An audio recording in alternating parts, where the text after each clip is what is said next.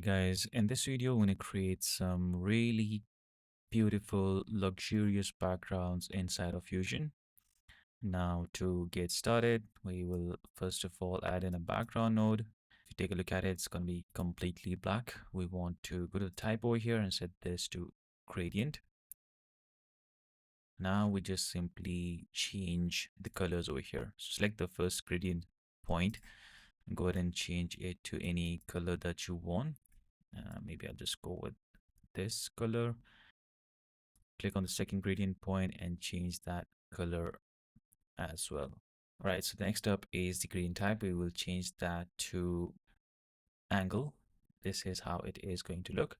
Now we will change the start and the end point. So let's start it somewhere in the middle. So I'm going to set the start x to 0.5. We will start animating both these properties, start and end. Let's go to the last frame. I'm going to create the same set of keyframes. I want the end to be like maybe somewhere over here. If I just bring that to the left, on the very first frame, we will just move it to the right. See the line being drawn.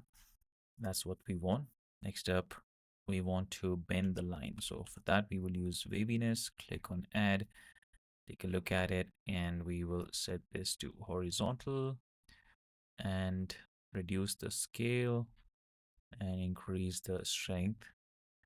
And you can uncheck the animate over here. See, so let's see what that does.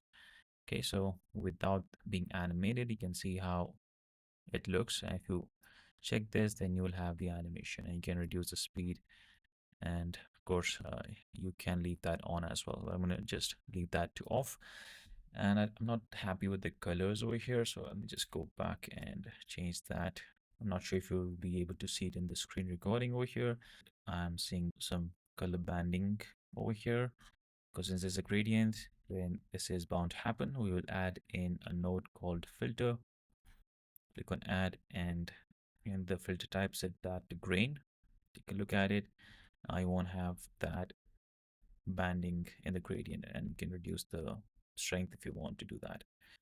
Right, so I'm going to add some text over here, reduce the line spacing, and maybe reduce the size as well, and change the position and put it somewhere over here. You can add in an animation to this as well.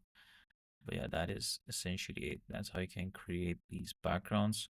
Now feel free to add some more tools if you want. You can, come up with some really cool results out of this. So for example, I can add in something called, I believe it was drip. So let's just take a look at this and change the amplitude, change the shape,